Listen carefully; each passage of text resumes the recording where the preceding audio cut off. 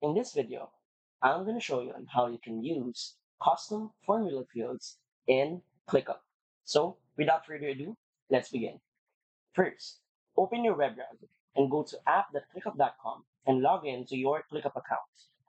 Once you're inside the main dashboard, go to one of your field views, specifically your list to make things easier.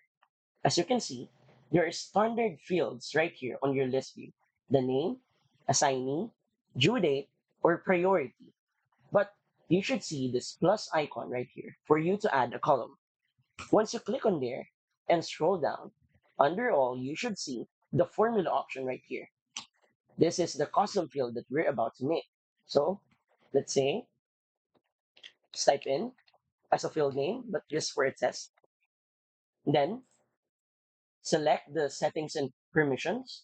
But basically, this would be a customized or custom field for inputting formulas. Then create.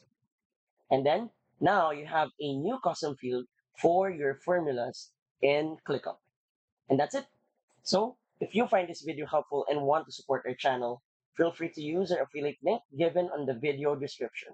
Thanks for watching, and I will see you in my next video.